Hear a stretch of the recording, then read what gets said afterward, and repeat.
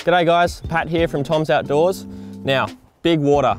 It's very intimidating for a lot of people, and today we're going to show you how to fish it effectively from the bank with a few different techniques. Try and find some fish. Let's get to it. Oh! Come here, quick, come here. Now, the first part of fishing big water, big misconception is that fish hang out right in the deep and we need a long cast to get it. As you can see right here, first up, big brownie, that's probably about 2 pounds, just cruising that edge. He's actually facing downstream. And he's sitting in what's called an eddy. So see the bubbles on top of the water sort of swirling back upstream on us? Big browns, especially in big water, he's just cruising off now. Like to cruise those edges and find the food. So those eddies recirculate bugs and insects and little crayfish and yabbies and whatever else, and those big browns take advantage of that. Now we're just seeing one on that edge there in that eddy. Let's go and find some more. First things first, when we approach a big river like this, is where the fish are going to be sitting.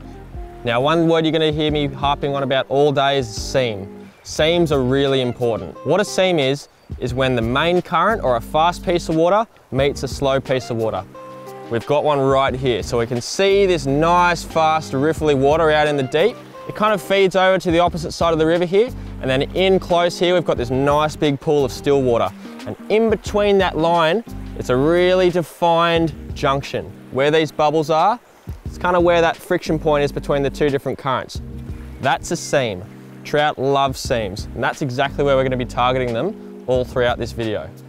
Now, the reason fish love sitting on seams is trout are lazy, to be honest. They're pretty lazy fish. They don't like to burn a whole lot of energy. Trout like to sit in the soft water, so just on the inside of that seam, where they don't have to burn a lot of energy in the current.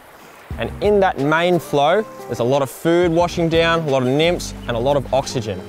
The reason fish sit in that seam is because they're right on the edge of that food and all that nice oxygenated cold water. All they've got to do is just duck into it and feed. And that's why we target our flies majority on the seams. Now, seams aren't always super obvious. Down there, we had a really obvious seam where that slow water meets that really fast water. Up here, upstream here, we've also got another seam. It's a little harder to see. There's not a very clear line, but there is current coming down the middle of the river and soft water on the edge. It's a lot wider seam, but it's a seam nonetheless. And fish love sitting in just that nice little bit of current. Now, a seam doesn't just have to be on the bank, it can also be out in the middle.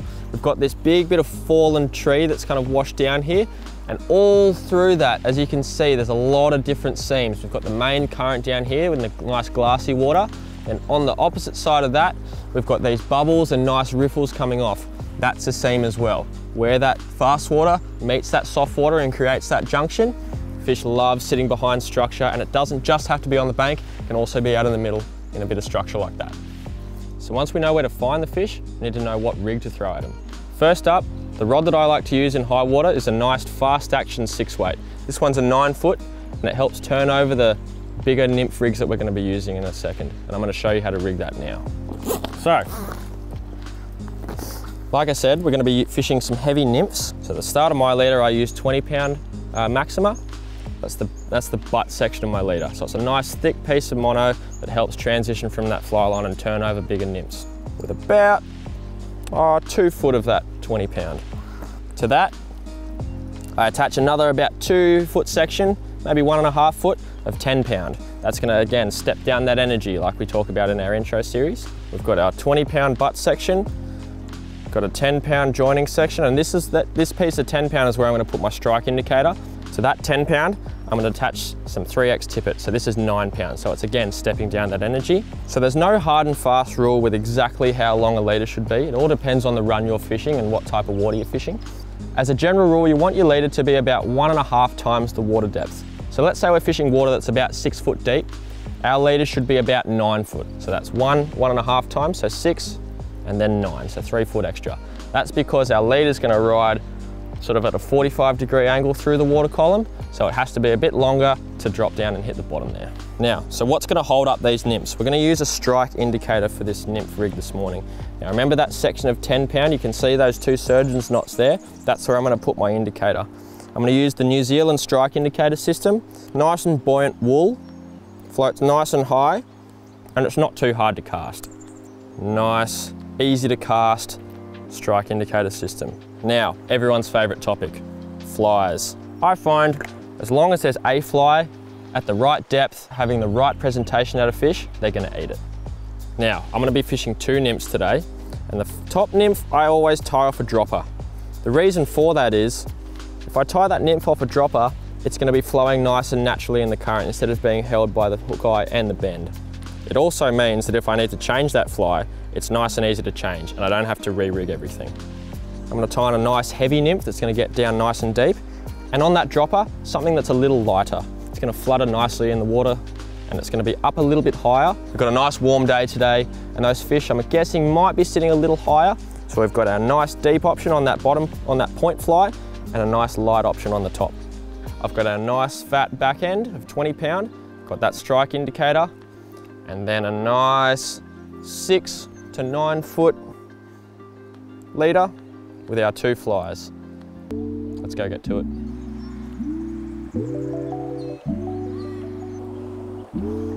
Oh yeah, that's cold. Now it's always important when we're fishing higher water, first and foremost, the section we're at now looks fairly shallow. And I actually just walked out into this about 2 steps out, and it was almost at my waist. You can very easily fall into the trap of wading out too far in high water, so be careful. This river's going very fast. It'll sweep you off your feet very quickly. So always keep in mind wading safety. Ah, there was one. Right on the swing. Now, one of my favorite things to do in big rivers is swinging flies. I'll show you now. So, we cast out, we fish our run as normal, mending, getting that nice drag-free drift. Another mend. Once our fly gets to the end, we can put some tension in it and actually swing those flies in. And those flies will lift off the bottom and look like a nymph is emerging. And that's what that fish took before.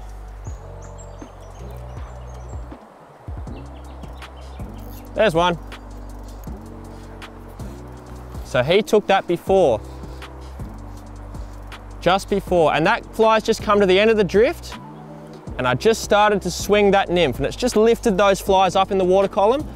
And oftentimes what will happen, especially that top fly, they'll see that nymph rising in the water column and they'll jump on it because it looks like a fly that's about to emerge. Lovely start to the morning.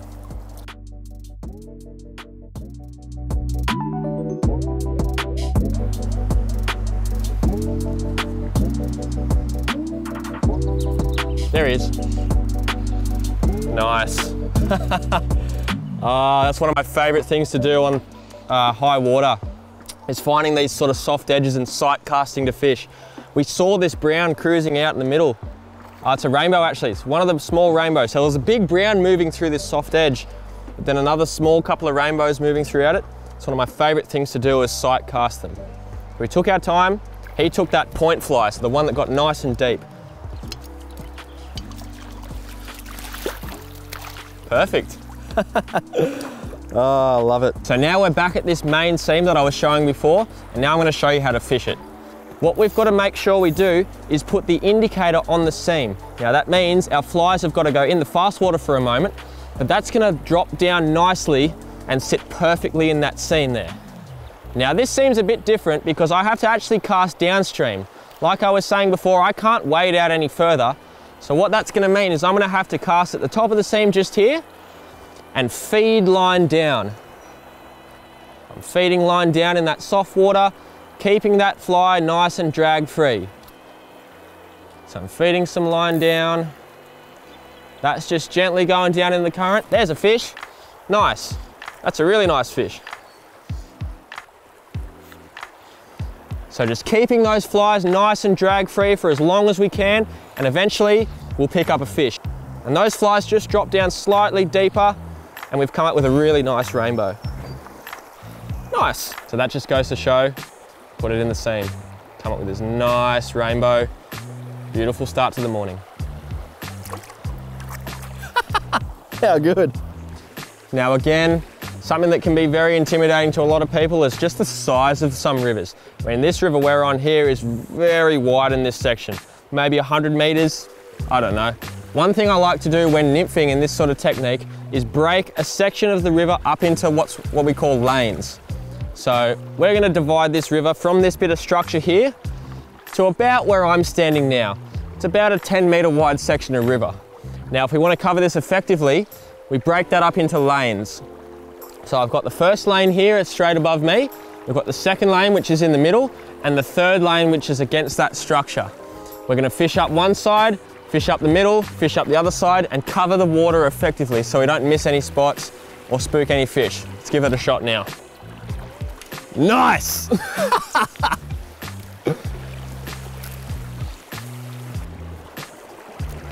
Nice long cast up on that first lane, and we're going to work our way across all the way through this segment of the river. And again, it's not a very defined seam, but it is faster water. There's a fish. Yep. So again, I ran my flies pretty oh, there he goes. Oh, that was a bloody good one. So I'm gonna give it one more cast up to the edge of this structure here and finish out our lanes, pick up a last couple of fish maybe, and then we can move on. It's a great way to move through water quickly and cover a nice big river very effectively. So we've come to a really wide section of river. It actually shallows out right here, as you can see. Now I'm gonna wade out till this shallow gravel bar before where it drops off, and then this is the seam I'm gonna fish. So you can see that, again, that current and that junction between where I am now in this soft water and that fast water, all the way up here along to this edge, that's where they're gonna be. So I'm gonna start down here and work my way up. As soon as that fly lands on that seam, which is about there, a big mend upstream to keep that fly line and that fly drifting down nicely with the current. And that's called a drag-free drift. It's so important, keeping those flies nice and drag-free. Nice and close here, that's gonna be my first lane. That's gonna be my second lane on that line, and right across, that's gonna be my third lane. We can high stick if we need to, and all I mean by high sticking is keep that rod tip nice and high off the water to keep the fly line out of the water so it stops that drag. We've come to a slightly different piece of water now. I'm standing on a nice shallow gravel bar, and then it drops off into the main current, and you can see it by that defined sort of color change. And up there as well, it's really defined. It's sort of sandy and gravelly, and then out in the middle, it's sort of an aquary blue color. That's a drop off. Fish love sitting on that sort of drop off. Again, it's almost like a seam. And in fact, there is a seam at the top of this run. So it's where all that oxygenated water, all those nymphs come off, and they love just cruising and nipping out into the fast water to feed. So I'm gonna fish up this drop off here and see if we can't pick up another fish or two. Now, another really important thing when fishing bigger rivers and faster water is if we're fishing upstream, that water's moving really fast back towards us. So we've got to make sure we're keeping up on our stripping and pulling that slack back, because if a fish does grab it, we're right in contact, ready to strike. Now, we've just moved up a little bit from that spot earlier. Oftentimes on big rivers, you're gonna come across nice deep banks to that sort of seam coming off the top of that log here in these bubbles. Get those flies nice and deep. Pick out your lanes on the edge right here, all the way out to the seam. Just cover water, making sure that's all nice and drag-free the whole way down. There's one, nice. Right on that rock wall, nice and close. Ooh, little jumper, nice.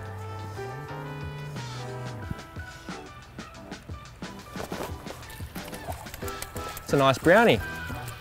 And he's taken that top fly, and that's not uncommon. We're moving into a bit of a warmer part of the day. It's sort of about lunchtime, and he's taken that top fly a little higher in the water column. And yeah, brownie, nice change. Beautiful. Rightio guys, well there's a couple of tips for nymphing for big rivers and high water. Now these tips apply to any river you're fishing, whether it's the Tumut, the Swampy Plains, the Goulburn, even the Uke and the Bidge at high flows. Don't let high water or big rivers intimidate you. They're very easy to fish if you just change your technique slightly, and with a couple of tips that I just shared, hopefully it gives you some success. If you've got any further questions, give us a call at the shop, send us an email, come in store, check out our guiding packages on drift boats or wading, and we'll see you soon.